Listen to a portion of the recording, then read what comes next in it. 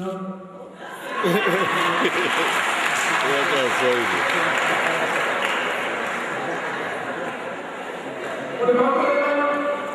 If you sacrifice a little bit, if you want to go on, yes, of course, what should you do?